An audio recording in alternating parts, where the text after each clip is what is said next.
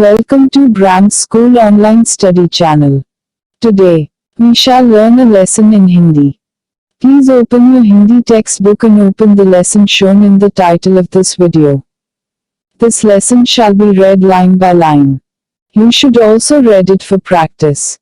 If you listen to this audio several times and do the reading practice, your pronunciations in Hindi shall improve and you will be able to read fluently. Let's begin. चलिए शुरू करते हैं। समझदार नन्ही। इस कहानी में व्यक्ति को किसी भी परिस्थिति में भलाई करने का अपना स्वभाव नहीं छोड़ना चाहिए। यह बात प्रस्तुत की है।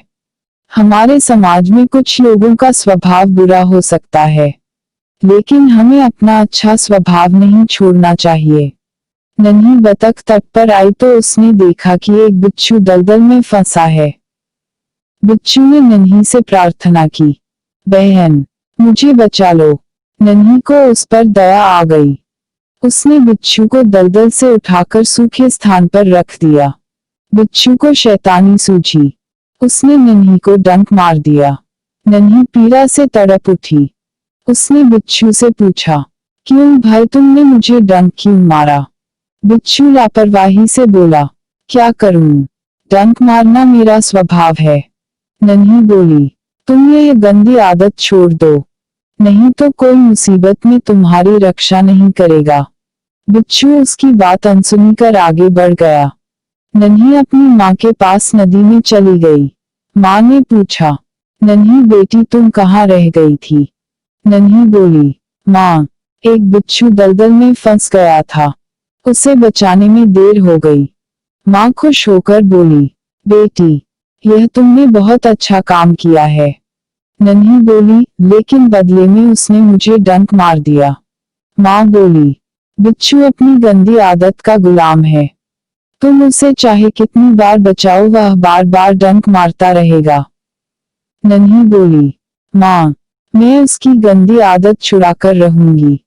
कुछ दिन बाद बिच्छू के प्राण पुनः संकट में पड़ गए।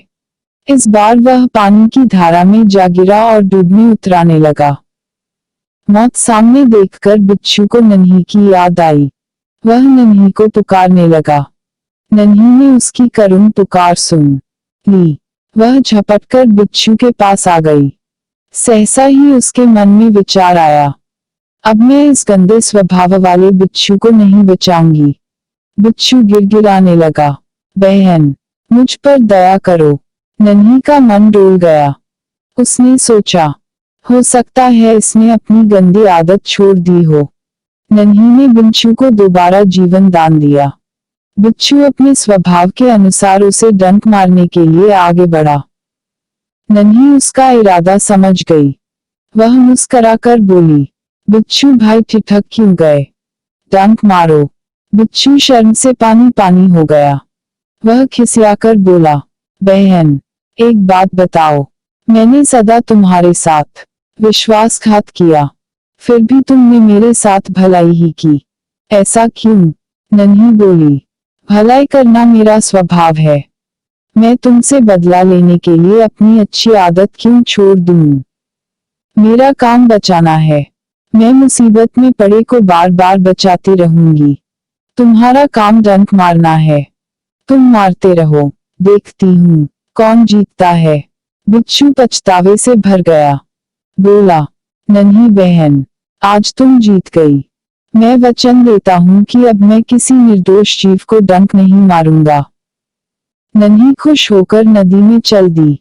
माँ ने आज फिर पूछा, बेटी कहाँ देर कर दी? नन्ही ने पूरी घटना बता दी।